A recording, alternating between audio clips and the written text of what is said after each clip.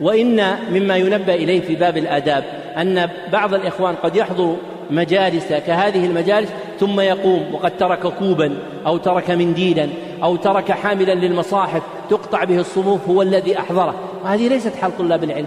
طالب العلم ينبغي أن يكون على الأدب الكامل، وقد أدركنا من أدركنا ممن كانوا متأدبين في أحوالهم وألفاظهم، فتجد في أحوالهم من حسن الأدب والتلطف في معاملة طلابهم أو في معاملة أصحابهم من المشايخ ما يدل على سمو نفوسهم، وأنهم يرعون الأدب ويتخيرون حتى الألفاظ التي يريدون أن يخاطبوا بها شيخا أكبر منهم أو قرينا ملازما لهم أو من هو أقل من ذلك، فكان انتفاعهم بالعلم عظيما.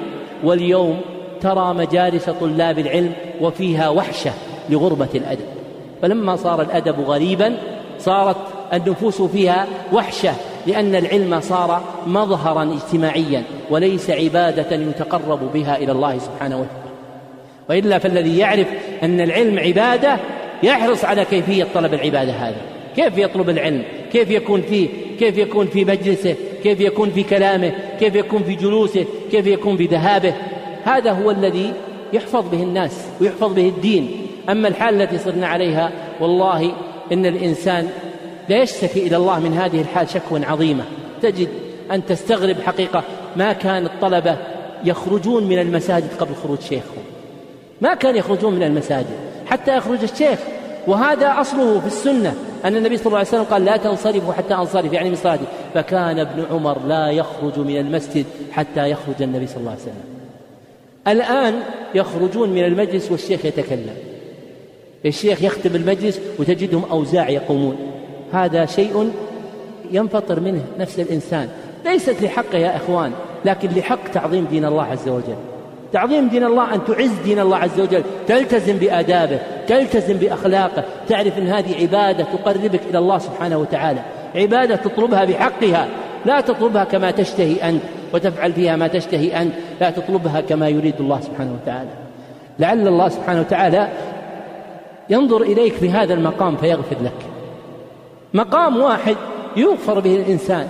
لذلك مجالس السلف كان حتى بري القلم ما فيه، بري القلم كان ما يبرون القلم لأنه يخرج له صوت، ما يبرون القلم. والآن يكلم بالجوال أمام شيخ، يجلس هو الذي يقرأ، واحد يقرأ البخاري ورن جواله يرد أمام الشيخ، يعني لا عظم شيخه ولا عظم ما هو أعظم وهو كلام النبي صلى الله عليه وسلم. هذا كيف يكون العلم؟ لا يكون العلم يا إخوان، لا تحجبنا هذه المظاهر عن عبادة العلم أن نتقرب بها إلى الله سبحانه وتعالى. مهما شق علينا، كل ما شق علينا كان أعظم في حسن العبادة. فيا طلاب العلم أحسنوا العمل في طلب العلم، أحسنوا العمل في طلب العلم بأخذه بطريقة من سبق، لا بالأهواء والآراء والطرائق المعاصرة التي أحدثها الناس، تجدون بركة ذلك في العلم.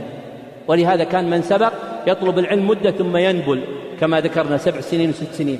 الآن واحدنا يجلس 10 سنوات 15 سنة ولا يحصل شيء، لأنه عنده فساد في طلب العلم بأنواع كثيرة، منها هذا الباب، باب طلب العلم. فنسأل الله سبحانه وتعالى أن يجعلنا جميعا من أهل الأدب.